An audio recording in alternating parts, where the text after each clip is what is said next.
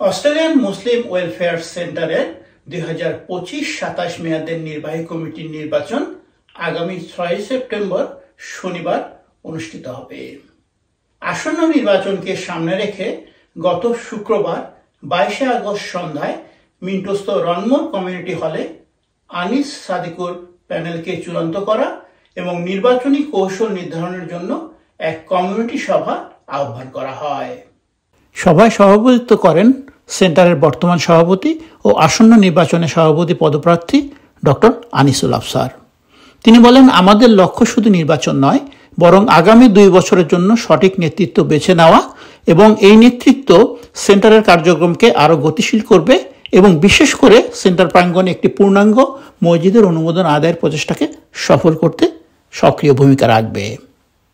সাধারণ সম্পাদক পদপ্রার্থী সাদিকুর খান মুন তার বক্তব্যে বিগত সময়ে সেন্টারের বিভিন্ন সামাজিক, সাংস্কৃতিক ও কল্যাণমূলক কার্যক্রমের সংক্ষিপ্ত বিবরণ তুলে ধরেন এবং ভবিষ্যতে এই ধারা আরও শক্তিশালী করার প্রত্যাশা ব্যক্ত করেন।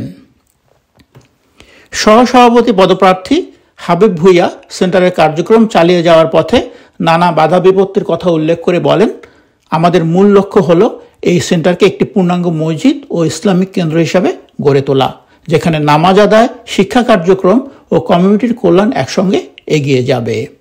সভায় উপস্থিত প্রবাসী সদস্যরা, বিশেষ করে নতুন প্রজন্মের তরুণরা আনিস সাদিকুর প্যানেলের নেতৃত্বের প্রশংসা করেন। তারা মনে করেন এই প্যানেল বিগত সময়ে তাদের নিষ্ঠা, কর্মদক্ষতা ও সততার মাধ্যমে কমিউনিটির আস্থা অর্জন করতে সক্ষম হয়েছে। বক্তারা প্যানেলকে বিজয়ী করার জন্য সর্বাত্মক সহযোগিতা প্রদানের আশ্বাসও দেন। সভায় আনিস সাদিকুল প্যানেলের বাকি সদস্যদের নাম আগামী কয়েকদিনের মধ্যেই ঘোষণা করার সিদ্ধান্ত গৃহীত হয়। অনুষ্ঠান শেষে মুসলিম উম্মার শান্তি, ঐক্য ও কল্যাণ কামনা করে বিশেষ মোনাজাত করা হয়। পরে ঈশান নামাজের পর উপস্থিত অতিথিদের রাতের খাবার পরিবেশন করা হয়।